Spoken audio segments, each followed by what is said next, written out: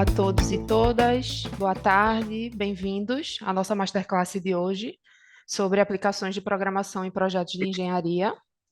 Meu nome é Thaisa Figueroa e eu sou arquiteta e gerente de relações institucionais aqui na Zigurati. E, bom, a nossa agenda de hoje, ela será dividida em 4 partes. A gente vai começar com uma breve apresentação da Zigurati e do nosso palestrante de hoje. Em seguida, a gente dá início à nossa masterclass. Depois a gente vai contar para vocês um pouco como ser o líder de amanhã e ao final do evento a gente vai ter um tempinho para responder as perguntas do público. Bom, e para quem não sabe, a Zigurati é um instituto online com mais de 20 anos de experiência no campo da educação, oferecendo programas de treinamento inovadores e de alta qualidade, especialmente desenvolvidos para atender às necessidades dos profissionais do setor de arquitetura, engenharia e construção. Ao longo desses 20 anos, nós formamos mais de 1.500 profissionais por ano, provenientes de mais de 120 países, e contamos com mais de 200 membros do corpo docente distribuídos pelo mundo, trazendo uma ampla gama de conhecimentos e experiências para enriquecer o aprendizado. Na Zigurati, os nossos valores são a base do que fazemos e nos orientam em nossa busca pela excelência e transformação do amanhã. Eles refletem nossa inovação e mentalidade pioneira, nossa coragem e crença no poder transformador das tecnologias disruptivas e nosso compromisso com a formação de profissionais preparados para enfrentar os novos desafios. Dito isto, eu queria dizer que o evento de hoje está relacionado ao nosso Master Internacional em BIM Management para Infraestruturas, Engenharia Civil e GIS.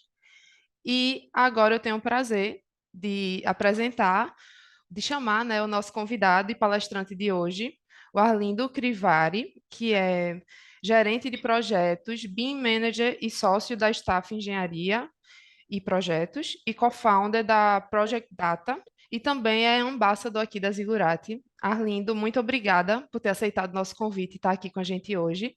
E bom, agora eu passo a palavra para ti. Boa tarde, pessoal. Compartilhar minha tela aqui.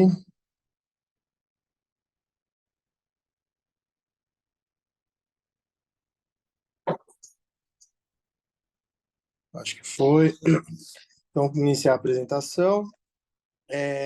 A ideia dessa masterclass é passar um pouco para vocês o que tem aí de mais inovador no mercado, o que a gente pode pensar para o futuro aí, né? O que vem além do que a gente faz hoje. A gente tem escutado muito da metodologia BIM, entre uma série de novas tecnologias.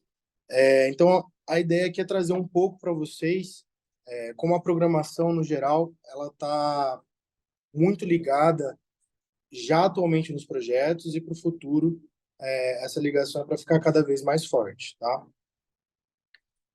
Então, seguindo um pouco a apresentação, como a Thaisa disse, atualmente eu sou embaixador da Zigurati no Brasil, né? Tem o foco aí da disseminação de gestão em BIM para infraestrutura, engenharia civil e GIS, tá? Sou sócio da Staff Engenharia e Projetos. Atualmente tenho a função de gerente de projetos e BIM Manager. Tenho esse acúmulo de função aí. E sou cofundador da Project Data, que é um software para gestão de produtividade e custo de projetos de engenharia e arquitetura. Além disso, eu também sou professor numa pós-graduação, no curso de pós-graduação de infraestrutura, transporte e transporte utilizando metodologia BIM. Então, o BIM hoje ele está bem ligado na minha rotina no geral. Então, a gente tenta passar ao máximo esse conhecimento para frente, tá? Tenho como especialização o Master em Gestão BIM, Engenharia Civil, Infraestrutura e GIS, pela Zigurati, com dupla titulação pela Universidade de Barcelona. E também tenho uma especialização em Gestão de Projetos Complexos e liderando organizações ao sucesso pelo MIT, tá? Direto do conteúdo do Master, tá? A gente vai falar basicamente de 3 temas, né? Programação para modelagem BIM, verticalização de fluxos de informações para projetos de engenharia e arquitetura e projeto generativo, tá? Então, esses 3 tópicos, vocês vão ver que eles estão, de certa maneira, interligados, né? Cada uma ali na sua área, mas os profissionais envolvidos nele, no geral, são os mesmos, tá?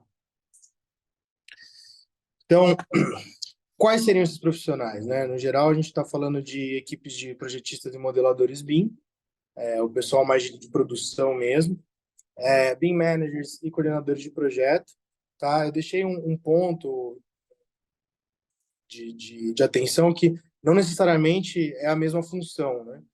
O BIM manager ele tem um tipo de função, o coordenador tem outro, mas no geral acabam sendo funções parecidas e como no meu caso eu acumulo as duas funções e imagino que em muitas empresas isso também aconteça, tá? E para programadores no geral, o programador que está iniciando o trabalho agora, está aprendendo a programar, ou mesmo que trabalha em engenharia, está indo para programação, ou já trabalha há algum tempo em programação e quer entrar na área de engenharia, tá?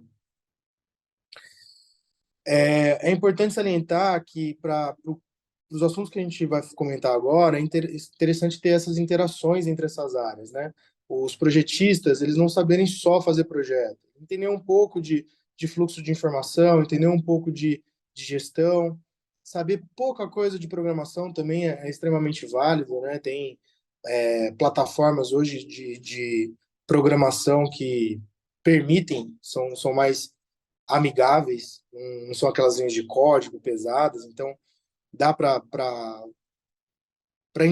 absorver esse conteúdo, né? A mesma coisa os coordenadores, BIM managers, entender como funciona o projeto, entender como funciona a programação. Então, essa sinergia entre essas áreas e absorver o conhecimento uma da outra também é extremamente válido, tá?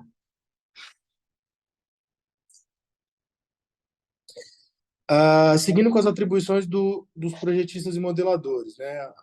No geral, eles são responsáveis diretos pelo desenvolvimento do projeto e modelagem. Atividades que incluem uma série de softwares que normalmente são interligados. E normalmente são tarefas que envolvem mais pessoas e que estão diretamente ligadas a cumprimento de metas e prazos.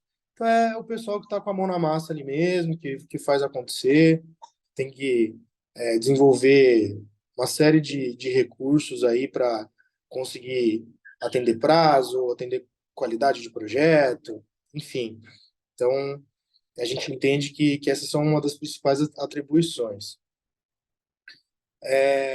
BIM managers e coordenadores, então responsáveis pelo planejamento e monitoramento do projeto, atividades relacionadas diretamente à gestão de qualidade do projeto, né? Então, é um pessoal que está vendo ali o processo como um todo, então tem essas informações mais na mão, né? Geralmente estão por dentro das principais informações e estão cientes da maior parte das premissas e decisões, isso é muito importante, está alinhado com as premissas iniciais de projeto, quais decisões é, dos stakeholders do geral, né, do projeto, para onde encaminhar o projeto.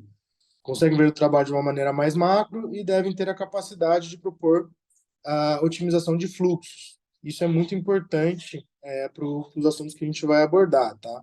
Então, os BIM managers e coordenadores, eles têm que estar atentos a processos que estão muito repetitivos, aonde estão as inconsistências no geral, tá? Que eles estão fora daquela bolha ali de projeto, que as coisas estão acontecendo muito rápido, às vezes as tomadas de decisões para o pessoal que está na equipe de frente ali não tem tanta margem, né, para erro. Então, o coordenador e o BIM manager estando mais focado nisso, consegue melhorar muito a linha de solução, né, a linha de solução dos problemas. E os programadores, né? A atribuição do programador ou de quem quer entrar na programação, no geral, toda atividade que é desenvolvida em um computador pode ser potencializada por um programador, tá? Isso é um fato. Qualquer atividade que você fizer no seu computador, seja uma edição de texto, seja um projeto de engenharia, em algum momento um programador pode entrar e facilitar a sua vida, tá? Um programador que conhece os processos de produção e de gestão pode ser ainda mais eficiente na potencialização dessas tarefas. Então, você corta uma etapa aí, né? Um programador que já está dentro, já entende, já sabe qual que é o problema. Por isso que pegar pessoas das equipes de projeto e incentivá-los a desenvolver programação no geral, né? Aprender a programar é extremamente válido. Até porque não precisa ter um alto nível de conhecimento de programação para já trazer um impacto considerável na estrutura de trabalho, tá? Então, às vezes, você tem um programador um funcionário que faz programação por hobby, às vezes está iniciando ali, está entendendo como funciona.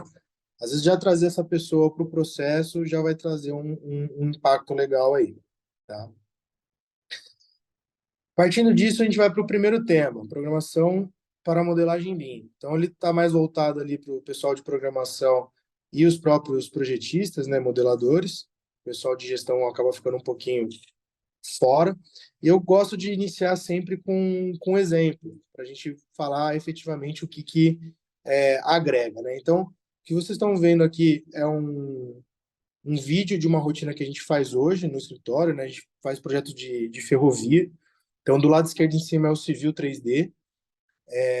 A gente tem que lançar dormentação numa linha de trem. Então, os dormentes são milhares de dormentes, dezenas de milhares de dormentes, e por muito tempo era um processo muito moroso, muito travado, né? A gente teve duas linhas de evolução. A gente evoluiu primeiro nessa questão do lado esquerdo aqui de simplificar a geometria. Então aqui a gente vê só retângulos, não são efetivamente modelos 3D. E aí, aqui do lado direito, a gente tem uma rotina do Dynamo, que a gente vem e faz uma definição de quais parâmetros a gente vai adotar, qual tipo de dormente, qual espaçamento, qual cota que a gente vai servir de base. E em cima disso, essa rotina, ela basicamente faz em segundos o que a gente demorava pelo menos meio período de serviço para fazer. Então, foi uma rotina desenvolvida internamente.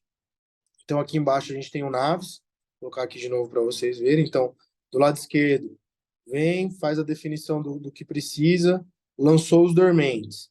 Aqui do lado direito a gente só mostra efetivamente como que ficou. Você vê que o modelo está leve, ele está rodando tranquilo, mesmo com dezenas de milhares de dormentes, fixações, uma série de outros elementos ferroviários. E aqui embaixo, a hora que ele atualiza o Naves, ele já traz os dormentes diretamente. Então, é uma rotina relativamente simples, mas que a gente demorou ali um tempo para ajustá-la. Qual elemento a gente vai usar, qual o fluxo que vai ser feito. Então, por isso que é importante a equipe de projetista estar junto com os programadores para conseguir chegar num fluxo ideal, tá? Ou um membro da equipe que já saiba programação, que facilita todo o processo, tá? Então, quem desenvolve as rotinas, né? No geral, mostrei uma rotina aí que eu diria que já está até meio que no nível intermediário, não é uma rotina tão simples, mas ela está ali entre básico e intermediário. Então, o nível básico de rotina, ele pode ser aplicado para projetistas e modeladores no geral, com auxílio de profissionais e tutoriais, ou seja, exemplos de rotinas do dia a dia, tarefas simples com muita repetição, rotinas que já são disponibilizadas na internet para tarefas mais comuns. O pessoal que trabalha com infraestrutura, por exemplo, tem uma rotina para lançar sondagem. Você consegue dar o input de localização das sondagens, profundidade de cada horizonte da sondagem, e através de uma rotina já do Dynamo, ele faz o lançamento e a modelagem dessas sondagens. Então, isso é uma rotina que vocês conseguem encontrar pronta na internet. Tarefas com muita repetição. Eu brinco com o pessoal no escritório que tudo que você começa a fazer duas, três, quatro, cinco vezes, levanta a mão, que a gente vai chegar lá e vai ver que deve ter um jeito mais fácil de fazer o que vocês estão fazendo. Então, tudo que você começou a repetir muitas vezes, a gente consegue otimizar de alguma maneira, tá? Eu acho que é até interessante o pessoal pensar, o que efetivamente é a programação? A gente utiliza basicamente tudo o que você faz manualmente, faz ali um input manual e tem alguma lógica, você consegue fazer via programação, via código, né? Então, abrir uma pasta, renomear a pasta, colar um determinado arquivo. Isso são tarefas que podem ser feitas numa linha de código, tá? No geral, copiar e colar. Dá para você copiar e colar a partir do momento que você tem um padrão, né, de uma lógica de copiar e colar, você pode utilizar código para fazer isso infinitas vezes, tá? Nível intermediário.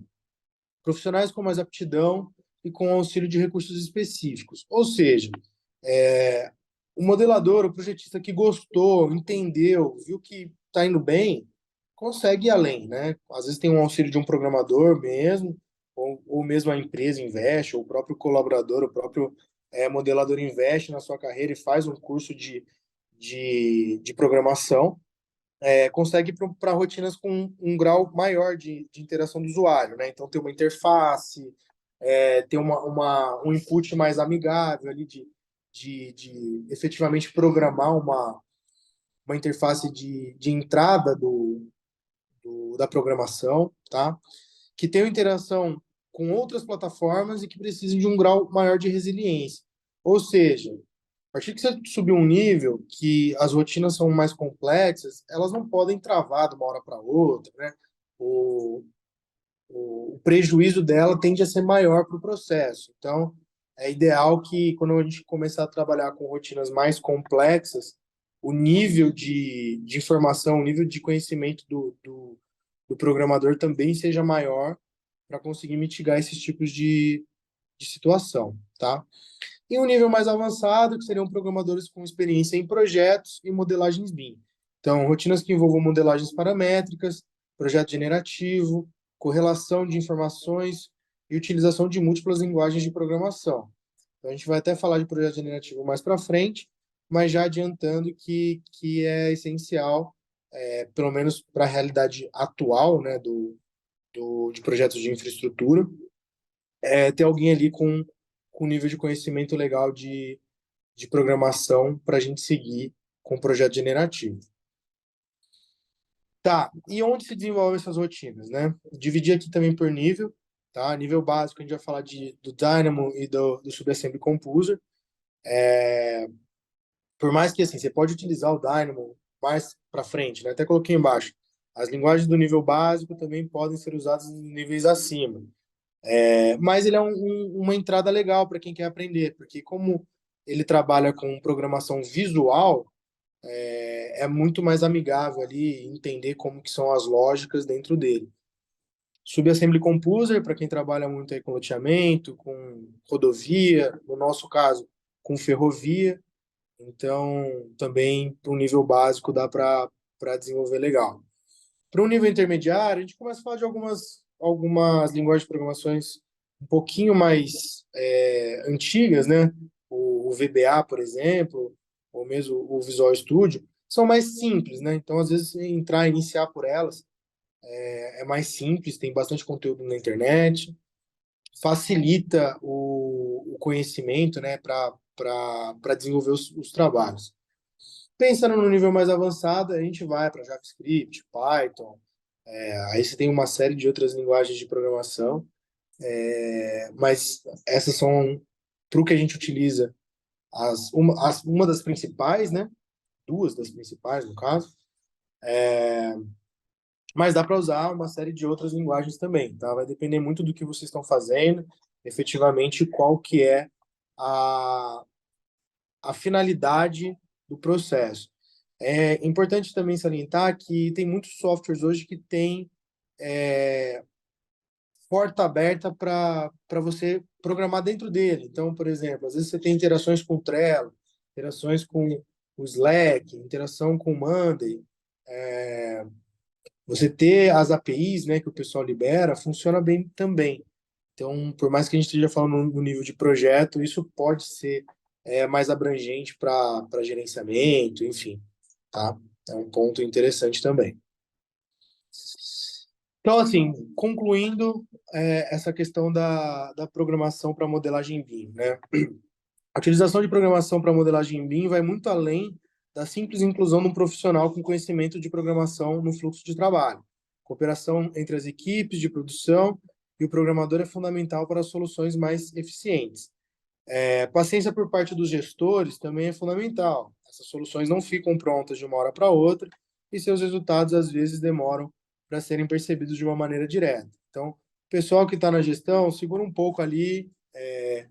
Às vezes a expectativa é mais alta, mas fiquem tranquilos, né? Isso realmente vai ser notado, isso vai ser uma melhora muito grande no processo, no médio e longo prazo, com certeza, e às vezes até no curto prazo. Aí fica um subitem aqui rapidinho para vocês, que é o setor de P&D. P&D é a sigla utilizada para um processo de pesquisa e desenvolvimento. O que isso quer dizer, tá? Um incentivo ao setor de P&D também é extremamente favorável para manter essas aplicações que a gente está conversando desenvolvidas e para a otimização de processos sempre atualizados, tá? Isso faz com que as empresas tendam a estar sempre alinhadas com o que há mais de moderno no mercado e atentas a possibilidades de evolução e entrada de novos negócios. Aqui eu coloquei uma frase de um professor que eu tive no MIT, né, que ele comenta que justamente as empresas que investem em P&D porque os possíveis resultados dos projetos são extremamente positivos. Novas patentes, produtos e serviços. Ou seja, hoje eu faço de um jeito. Se você tiver um setor que está focado ali em pesquisa e desenvolvimento, bem provavelmente, num curto espaço de tempo, você vai estar fazendo aquilo de uma maneira melhor, mais rápida e mais otimizada, tá? Esse setor, obviamente, não precisa ser a empresa inteira e não precisam ser funcionários simplesmente destinados a isso. Mas ter um setor de pessoas que estão preocupadas em evoluir os processos é muito válido, tá? Aqui eu mostro basicamente, né, o PND ele segue para projeto de pesquisa, projeto de inovação, projeto de melhoria. E isso, consequentemente, está interligado, né? Pesquisa gera inovação, inovação gera melhoria. Aí a gente parte para o fluxo de informações verticalizado. Então, você já parou para pensar que todos os projetos são um conjunto de informações, seja de texto, desenho ou mesmo modelo? Então, no geral, a gente pode transcrever o projeto inteiro como informação, como dado, né?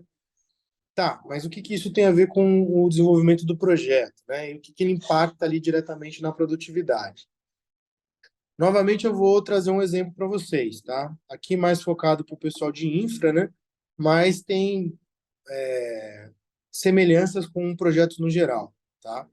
Então, hoje a gente tem para disciplinas como topografia, estudo de traçado, né, alinhamento, a gente tem alguns recursos já de prateleira, né, como data shortcuts, xrefs, que a gente consegue dar um input de entrada, né, da informação. Então, essa informação ela vai aparecer dentro do meu civil topo, que é a minha topografia. E disso a gente rebate para todas as disciplinas de projeto. Então, as disciplinas que vêm na sequência de projeto, geometria, terraplenagem, drenagem, interferência, o fluxo de informação ele é único, tá? O traçado, a mesma coisa. Já para situações como carimbo, legendas, notas de projeto, estou falando aqui de uma maneira geral, tá? Se na sua empresa às vezes tem alguma coisa já mais otimizada, legal, mas aqui acaba servindo como exemplo. Eles são informações nichadas, né?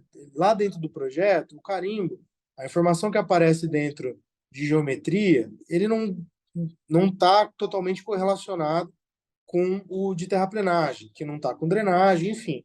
E a gente acaba trabalhando em compartimentos de informação, tá? O que a gente propõe aqui? A verticalização desse fluxo, né? Então, que a gente consiga trazer para esses outros três exemplos, né, de carimbo, legenda, nota de projeto, um fluxo parecido com o que a gente utiliza para uma base de topografia, um alinhamento, certo? Então, para informações isoladas, só como exemplo, né, então, sem correlação com seus pares, a gente fala de blocos explodidos, informações inseridas manualmente, Ctrl+C, Ctrl+V. Você não gera vínculo entre a informação que gerou o que você está replicando. Então, isso com o passar do tempo do projeto e ainda mais a escala do projeto, isso pode acabar sendo extremamente prejudicial, tá? Tá, e como que a gente resolve isso, né? Vou dar um exemplo aqui para vocês de como funciona hoje na staff, tá? A gente desenvolveu uma central de informações para o projeto. Então, para informações gerais, a gente preenche basicamente nessa interface e dispara para carimbos e capas no geral. Então, o que que isso faz? Nome do projeto, responsável técnico, número de RT, são informações gerais. O nome do projeto não muda de uma disciplina para outra. O responsável técnico, geral do projeto, não muda de uma para outra. O número da RT também não, tá? A gente pode até ter vertentes e a gente tem recursos para adotar números diferentes de RT para o mesmo projeto, mas só para exemplificar para vocês que esse tipo de informação a gente dá um input nessa interface e ela distribui, dispara para todos os projetos e todos os documentos que a gente tem daquele projeto específico, tá? Além disso, a gente tem identificação de informações específicas, né? Ou seja, projeto de terraplenagem, documento, memória de cálculo de superestrutura. São informações específicas para cada disciplina.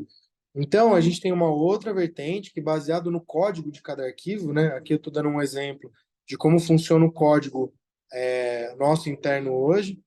Então, a divisão, centro de custo, disciplina, subdisciplina, revisão, e isso também dispara individualmente para cada arquivo essas informações. Então, o código do arquivo, ele puxa diretamente do código que ele está escrito lá, ao lado de fora dele. Então, a informação é a mesma. Disciplina do arquivo, aqui embaixo, né, qual que é o objeto, qual que é a disciplina, ele também puxa do código. Subdisciplina, número de revisão. Então, a revisão que está no carimbo, ela vai ser sempre igual à revisão que está fora no nome do arquivo. Ah, mas e se tiver errado? Se tiver, aí é um erro de processo, né? O pessoal que tem duas revisões dois, não é para ter. A partir do momento que você atualizar o seu arquivo, ele vai atualizar automaticamente o carimbo ou a folha de rosto, né? Ou a capa do documento. Tá, como eu faço esse tipo de solução, né? A gente tem algumas soluções de prateleira, como o Xref, Data Shortcuts e referências cruzadas para os documentos.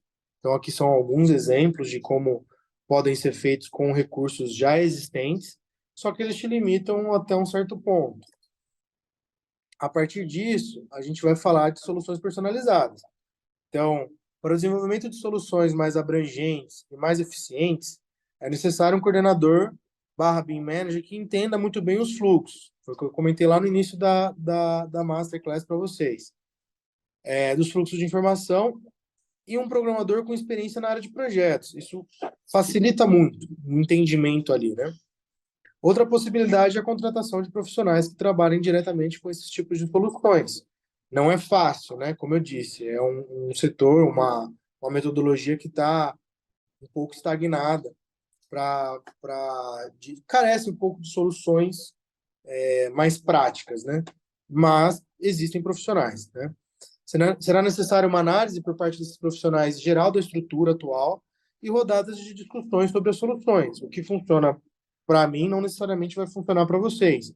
Então, tudo tem que ser adaptável, tudo tem que ser discutido conforme a dinâmica da empresa, tá? O que pode acabar sendo mais moroso e oneroso. Porém, os ganhos mudarão totalmente o nível de produção e qualidade dos projetos desenvolvidos. Hoje, a gente tenta focar ao máximo hora técnica da equipe para projeto, ou seja, analisar o que é técnico, o que é conferir informação, o que é Ctrl+C, Ctrl+V. Isso a gente tenta deixar ao máximo para o código, tá? Isso hoje é algo que a gente incentiva até nos nossos estagiários. A gente incentiva os estagiários a aprenderem programação, para eles otimizarem a rotina deles mesmos, tá? Então, aqui a gente vai ter uma interação entre um input, né, uma interface de entrada e um banco de dados, e desse banco de dados ele tem a distribuição dessas informações para cada projeto específico, né? Seja cada linha aqui, cada coluna seria uma informação que ela é replicada para mais de um arquivo, né? Então, ela vai ser uma informação única replicada para 3 arquivos, enfim. Aí vai depender de cada estrutura. Então, fechando o fluxo de informações verticalizado, tá? Apesar de parecer óbvio, né, tudo que a gente falou aqui é meio óbvio. Pô, ao invés de você copiar e colar e ter que corrigir, se for necessário, 3 vezes, 4 vezes, em 4 coisas diferentes, faz uma vez e gera um link, né? Talvez seja um pensamento óbvio. A metodologia de verticalização dos fluxos de informação está estagnada já há algum tempo, né? Procurei bastante nos últimos anos algum material em cima disso e realmente, assim, não tem nada mais avançado para a gente falar para projetos de engenharia e arquitetura. Atualmente gastamos muitas horas de equipes técnicas com trabalhos repetitivos, isolando as informações e, consequentemente, aumentando os riscos de inconsistências do projeto, tá? Verticalização dessas informações, além de acelerar o processo de produção, possibilita que os projetistas foquem no que realmente é importante, a parte técnica do projeto. Aí eu deixo aqui uma observação que talvez vocês estejam com isso na cabeça. Pô, mas e o BIM? O BIM, por si só, ele já tende a ter um fluxo de informação verticalizado. Só que a gente tem que ir além dele. Ah, tá. Fiz uma modelagem de um objeto. Agreguei informação nesse objeto. Essa informação, ela é verticalizada. Ela está totalmente ligada à forma daquele objeto, daquele modelo. Só que se essa informação que foi extraída, ela não replicar para os outros interessados, né? Para o projeto, para o desenho em si, para o orçamento, para a memória de cálculo. Isso tem que estar correlacionado de uma maneira mais dinâmica possível, tá? Então, sim, o BIM ele tem um fluxo de informação verticalizado, só que a gente tem que complementar para ir além, né? Ele por si só não garante a eficiência do processo. E aí a gente entra em projeto generativo, tá? Projeto generativo foi até interessante, estava pesquisando para montar essa apresentação e eu achei esse texto do Ricardo Bianca, eu tentei resumir essa primeira parte, mas no fim eu falei, é exatamente isso, tá? Ele diz o quê? A maneira como projetamos está mudando radicalmente e não é de BIM que estamos falando. Então, assim, totalmente fora o BIM, a gente tem muita evolução para acontecer ainda no setor, tá? A próxima grande revolução no desenvolvimento de projetos de arquitetura e engenharia é o projeto generativo, tá? É crítico para o profissional do futuro entender que tendência é esta e começar a se familiarizar, desde já. Como algumas das tecnologias que a suportam, como modelagem paramétrica do Revit, modelagem algorítmica via programação visual, que é o Dynamo, interação generativa, que é o Fractal, e a otimização, que ele usa aqui como Dreamcatcher. Confesso que não conheço esse. E o que mais me chamou a atenção é que é um texto de 2017, tá? Ele usa alguns exemplos, mas é algo que a gente está falando que já tem mais de 6 anos que está sendo falado. Eu vejo um movimento grande, principalmente no último ano, do pessoal postar no LinkedIn coisas já ligadas a projeto generativo. Basicamente, 100% do que eu vi foi para projetos de edificações e arquitetura. Confesso que não vi nada, não achei nada para infraestrutura. Sei de algumas iniciativas por conta de falar com profissionais mesmo do mercado, mas nada ainda concreto para infraestrutura, tá? E o que seria o projeto generativo? Seria a entrada de dados relativamente importantes, premissas de projeto dentro do software, de maneira que ele consiga analisar todas essas premissas e te dar N possibilidades de como o seu projeto pode ser feito. Então, eu estou dando um exemplo aqui de um layout que foi apresentado com um tipo de análise. Para outro layout, você vê que ele já tem algumas diferenças, então o layout da parte de trás aqui ele é diferente, a análise que ele está fazendo aqui também é uma análise diferente. A terceira opção aqui junto um pouco da primeira com um pouco da segunda, e a análise também já é um outro tipo de análise que está sendo feito. Então, o projeto generativo ele vai tender a te trazer isso. De acordo com as premissas que você está me passando, você tem todas essas possibilidades para o seu projeto ser desenvolvido, tá? Então, para um nível de conceitual, a gente vai estar falando de layout. Para um nível de projeto básico, a gente já vai estar falando de elementos mais complexos, né? Projeto executivo, a gente consegue entrar em trade-offs, a gente consegue entrar em uma série de informações mais complexas que, humanamente, não seria possível a gente desenvolver. Ah, eu quero 15 soluções, 100 soluções, 1000 soluções, dependendo do que você estiver abordando, tá? Eu trago aqui ó, dois vídeos da Autodesk que eles vão falar um pouco sobre isso, tá? Esse primeiro vídeo, os dois vocês vão ver que o primeiro ainda mais vai falar mais da parte de design mesmo, né? Ele está falando como que a gente vem utilizando ferramentas ao longo do tempo para modelar o que a gente precisa, enfim, e como essas ferramentas vão evoluindo. Então, ele está falando muito de design no início do vídeo, e ele fala justamente que como as coisas são concebidas, elas vão mudar muito, que é justamente essa ideia. Então, ele pega o exemplo de uma cadeira e você vai, quero fazer uma cadeira nova, tá? Você vai entrar com dados de qual que é o peso suportado da cadeira, qual que é o custo que você quer da cadeira, qual que é o material que você quer fazer essa cadeira, e vai dar input dentro de um software. Esse software ele vai te trazer todas as possibilidades em cima daquilo que você deu de input de entrada para o design que pode ser concebido. Então, ele traz, né? Eu quero A, quero B, qual que é o custo de A, qual que é o custo de B? Imagina, isso trazer essa quantidade de opções nos prazos que a gente tem hoje de entrega de projeto, elas são basicamente impossível, né? Aí ele até correlaciona com a questão das impressoras 3D, como que isso vai ser mais exponencial ainda, né, com a utilização das impressoras 3D, que tendem também a crescer de tamanho cada vez mais. E, enfim, o nível de testes, o nível de, até mesmo de escala de produção é infinito, né? Já para o segundo vídeo, eu trago mais focado para a parte de engenharia, né? Ainda na parte de arquitetura e edificações, porque é o que a gente tem hoje. Eu vou passar um pouco o vídeo aqui para a gente não estourar o tempo, mas o que eu gostaria de mostrar para vocês está mais no meio do vídeo, que é exemplificando basicamente o que eu estava comentando.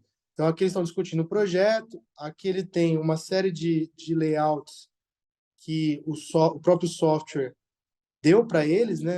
Pode ser assim, pode ser assado. Você vê que cada uma dessas é uma opção de layout diferente. Então, a hora que leva para discussão, as análises que são feitas, opa, volta. As análises que são feitas, cadê? Em cima dele de tem conforto térmico, temperatura, como que pode ser feito. Olha como trabalha a parte de layout, como ela é extremamente dinâmica.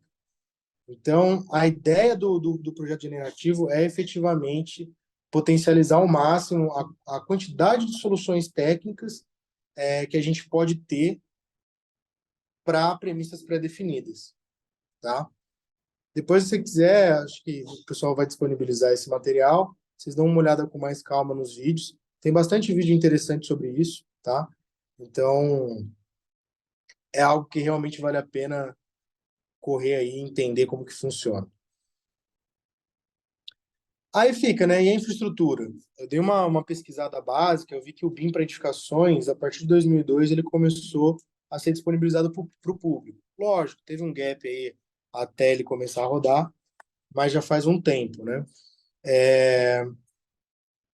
Falando por experiência, da parte de ferrovia, pelo menos, para a infraestrutura, eu vi esse movimento começar ali por volta de 2016, 2017, e aí 2018 começou a ser algo um pouco mais concreto. Então, um gap aí de 16 anos praticamente.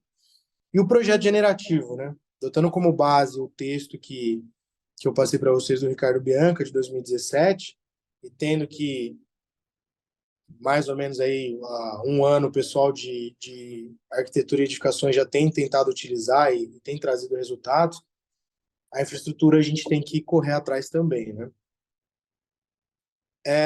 Fica aqui no geral, né? Quanto a projeto generativo, alguns recursos básicos a gente já tem em ferramentas de infraestrutura. Então, alguns softwares como o InfraWorks, por exemplo, o pessoal que trabalha com infra conhece bem, já tem alguns recursos básicos de design generativo, como análise automática de melhor traçado, tá? Então, ele tem esse recurso mais para projeto conceitual. Como eu disse para você, eu sei que existem empresas hoje do setor que já estão se mexendo para entender um pouco ali como que funciona e fazendo alguns testes para projetos conceituais. Na staff, né, a gente está com um projeto piloto de ferrovia, a gente está iniciando testes para fazer a lógica, né, do passo a passo ali, o fluxo de informações, toda a arquitetura para isso acontecer. Precisamos muito, a gente está utilizando muito programação, porque o software hoje ele não é ainda por si só, ele não trabalha como com um projeto generativo, mas a gente já está pensando num grau de maturidade de projeto executivo. Projeto simples, obviamente, mas a gente já está indo para uma linha de projeto executivo. E aqui do lado é basicamente o fluxo, né? A gente ter um input humano, um algoritmo de inteligência artificial, que a gente treine ele aí para o que a gente precisa, um processamento em nuvem, que é cada vez mais uma tendência, né? Tirar esses processamentos da, do local, né? E trabalhar com ele em nuvem. E o que ele traz para a gente são essas várias opções de design, né? Falando de design mesmo, é uma situação, mas ele também serve para projetos de engenharia. Aqui passando ponto a ponto. E aí, gente, fechando a Masterclass, até desculpa, eu sei que eu falei um pouco rápido aqui, eu me empolguei na montagem do conteúdo, eu achei que todos os conteúdos eram válidos para a gente conversar aqui hoje, e aí acabou ficando um pouco corrido, né, falando um pouco rápido, mas a gente vai abrir para dúvidas, conversar. Mas o que eu queria fechar com vocês é o quê, né? Após a abordagem desses três temas da Masterclass, o que eu posso garantir para vocês é que a maneira como fazemos projetos de engenharia vai continuar mudando em uma velocidade muito alta, tá? Cada vez mais vamos ver programadores junto com engenheiros, cada vez mais a nossa área vai ser tech, né? A gente vai ter que utilizar cada vez mais tecnologia e não podemos ignorar isso, tá? Não podemos também deixar de aplicar conceito. Todas as evoluções são ferramentas e não soluções autônomas. Então, por isso que eu deixo essa reflexão final para vocês terem em mente, né? Como aquele primeiro vídeo da Autodesk que eu passei, que ele fala muito de ferramentas. O que a gente está falando aqui são ferramentas para melhorar a produção, melhorar a qualidade, não é para substituir o que a gente faz, tá? Então, nada do que foi apresentado aqui irá mudar o fato de que precisamos de pessoas técnicas para um bom projeto. Apenas evidencia que estamos em constante evolução e precisamos sempre nos atualizar para continuarmos sendo bons profissionais. Então, tem coisa que não adianta a gente brigar contra o processo. A evolução está aí, a gente tem que se adequar e tentar ao máximo absorver esse conhecimento o quanto antes, e isso tende a ser um diferencial na carreira de vocês, tá? Por último, eu deixo os cursos da Zigurati, que eu entendo que faz sentido, né, para esse conteúdo. O pessoal da Zigurati vai até conversar um pouco melhor com vocês agora. O primeiro foi o que eu fiz, que é gestão para BIM para infraestruturas, engenharia civil e GIS. A parte de desenho paramétrico e programação visual em BIM é um curso que o Rogério Lima dá, que é um curso muito bom, tá? Extremamente válido para quem quer sair do nível básico para o nível intermediário e até avançado, tá? E eu coloquei também a parte de o MBA global em transformação digital que a Zigurati tem, que eu acho que tem bastante a ver com o que a gente conversou aqui, tá? Por último, fica o meu agradecimento tanto à equipe da Zigurati, que deu a oportunidade aqui da gente estar batendo esse papo, e da própria equipe da staff. Só queria deixar claro para vocês que tudo que eu apresentei aqui para vocês de evolução, nada a gente faz sozinho, né? Você tem uma equipe que consiga trabalhar bem junto, com certeza a evolução é maior do que um único indivíduo. Então, eu nunca conseguiria desenvolver tão bem todos os recursos que a gente tem na empresa hoje se eu quisesse fazer sozinho, né? Não tenho nenhum conhecimento para isso.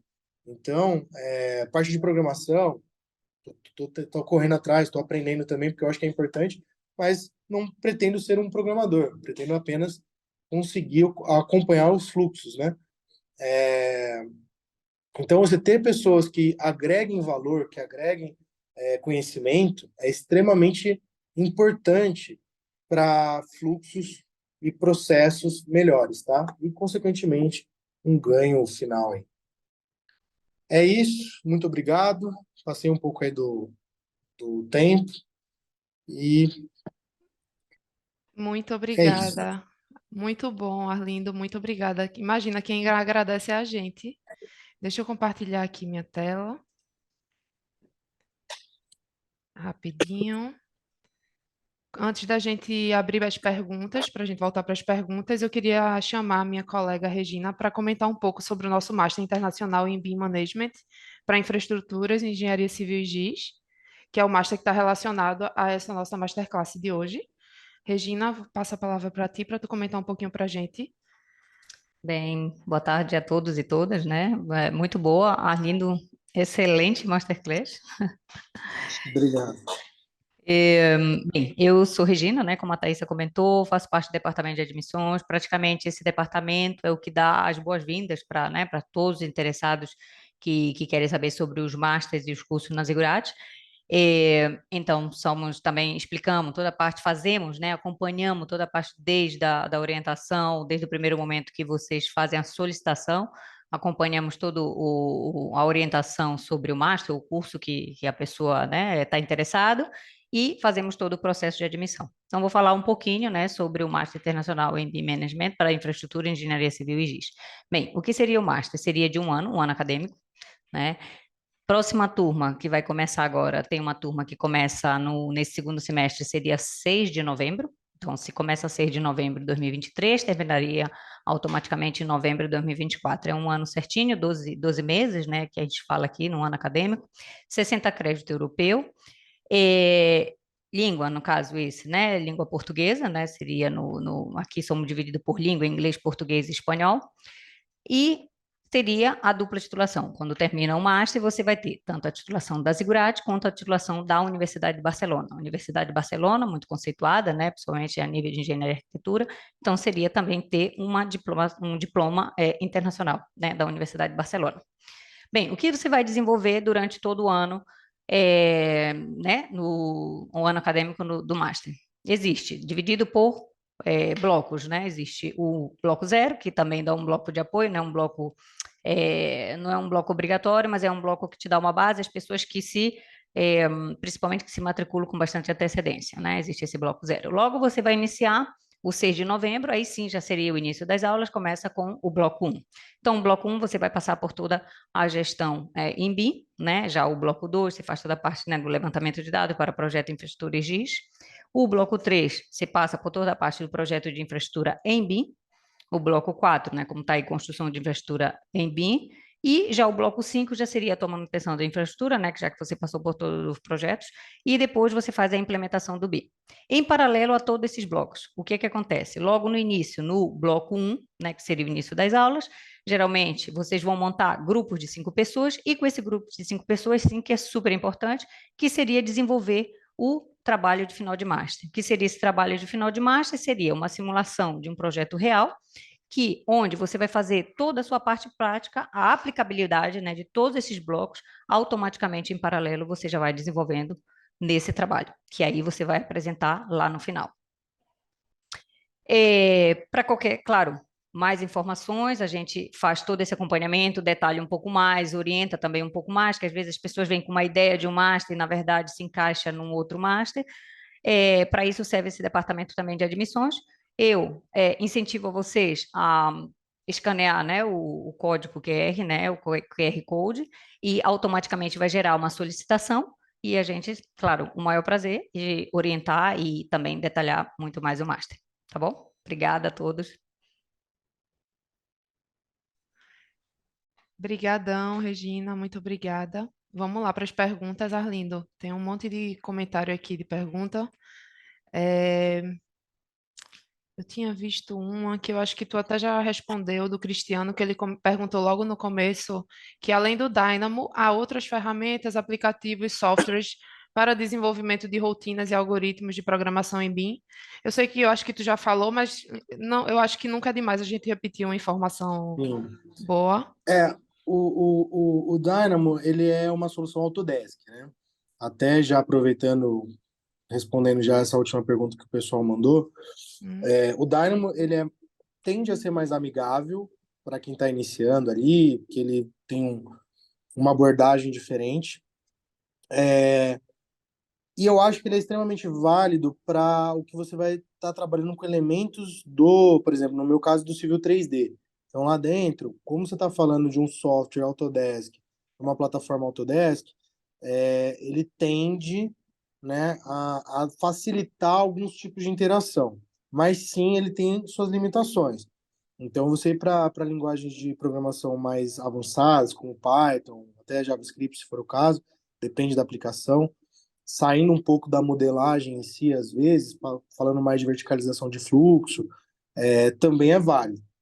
Linguagem de programação tem diversas. Aí precisa ver que vai se adequar para o que você precisa mesmo. No geral, o que a gente está falando de Autodesk, o Dynamo, ele até que atende bem.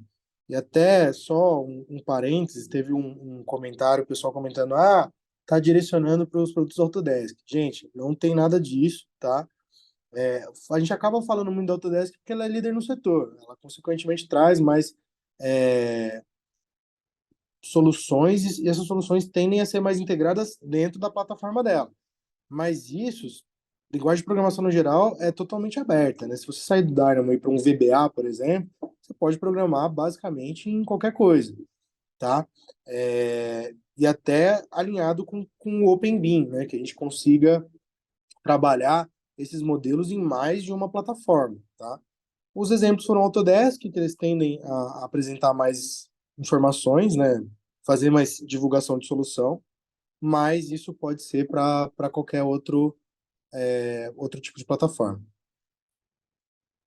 Bacana. Deixa eu ver aqui. Tem alguma outra pergunta que tu achou interessante, Arlindo? Porque tem muita pergunta, eu tô lendo aqui. Sim, É, o pessoal comentou do curso de desenho paramétrico, né, do professor. Até ele comenta que os professores são bem bons.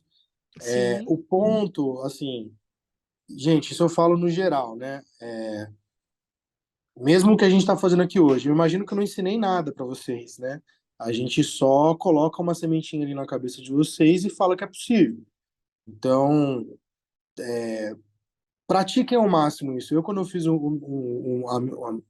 meu curso de pós, né? Eu já sabia muita coisa, eu já trabalhava com BIM.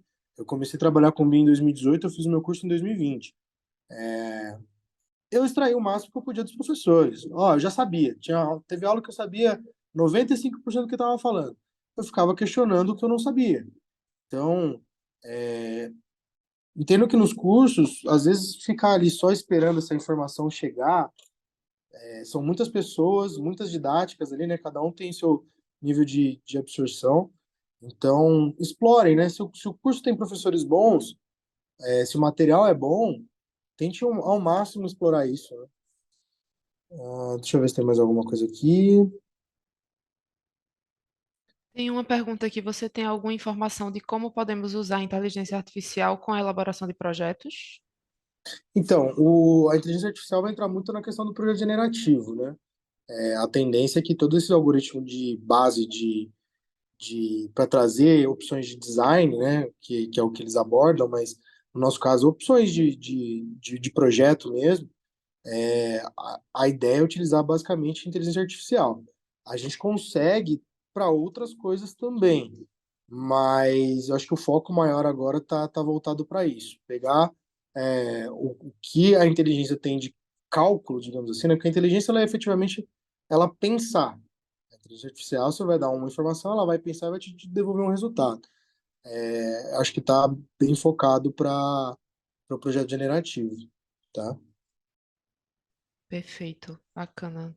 Vamos ver se a gente acha mais alguma pergunta ou se alguém quiser perguntar algo, a oportunidade é agora. Mas você já tem também aí o contato do Arlindo e a gente também está aqui à disposição para esclarecer qualquer dúvida que vocês tiverem. Eu vi aqui alguém perguntando se os nossos cursos são em português. A gente oferece cursos em português, em inglês e espanhol. E a Regina, eu acho que colocou o contato dela aqui no chat, tá, Renato? Que eu vi que você pediu. Se ela não conseguir, eu coloco. O Manda comentou aqui que o Dynamo é alinhado com o BIM, form é igual a CAD e Revit. Tu entende esse comentário, Arlindo? Do Qual? Manda Vela. Dynamo é alinhado com BIM, form igual a CAD e Revit. Eu não tô achando aqui o Já está para o comentário. final, já o dos últimos.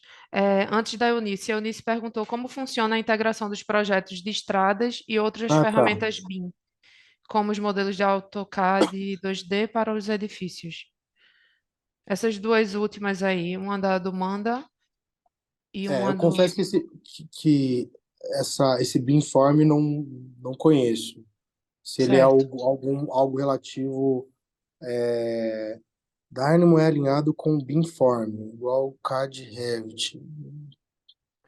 Manda se Confesso que tu eu não. puder esclarecer um pouquinho para a gente tua dúvida. E a Eunice perguntou como funciona a integração dos projetos de estradas e outras ferramentas BIM, como os modelos de AutoCAD 2D para os edifícios. É, o, o, isso é uma pergunta até interessante, no sentido de as plataformas de edificação elas já estão mais evoluídas na questão do BIM, né? Então, o pessoal que tem o Revit na cabeça sabe, fiz um projeto modelado em 3D, jogo numa prancha, ele já sai o 2D. Para a infraestrutura, isso é um pouco mais complicado, ele é um pouco mais complexo, porque o Civil 3D, que é a principal ferramenta que as pessoas utilizam, ele não era um software BIM, que com o passar dos anos o pessoal tem tentado transformar ele em um software BIM. Então, a gente tem basicamente uma bifurcação hoje, né? Você desenvolve, o ambiente de desenvolvimento do projeto é o mesmo, mas chega um determinado momento que ou você vai para o modelo federado ou você vai para o 2D, né? Então, não é um fluxo tão integrado, tão dinâmico, mas ele existe, né? Ele sai do mesmo ponto, né? A gente fala que é o civil mãe, e aí esse civil mãe, que é o ambiente de projeto, você dispara basicamente para um civil pronto 2D, que é o que você gera a documentação de projeto, e um civil pronto BIM, que é o que você gera os modelos para o Navisworks. Mas, no geral, assim, o que eu posso deixar, que a gente utiliza e funciona muito bem, é utilizar o máximo de data shortcuts e XF possível, né? Que são espelhamento de referências, que para projetos de infraestrutura que são muito grandes, ele acaba ficando bem mais leve. Bacana, muito bom. Bom, gente, eu acho que é isso. A gente já está chegando aqui em uma hora de evento. Queria agradecer mais uma vez, Arlindo, por teu tempo, por ter aceitado o convite, pela Imagina. Masterclass, que foi incrível. Muito boa, de verdade. Muito obrigada por estar aqui com a gente hoje. Obrigada, Regina, também por estar aqui comigo hoje. Nada de nada. E é isso. Eu queria agradecer também a todo mundo que esteve aqui no nosso evento, esteve presente.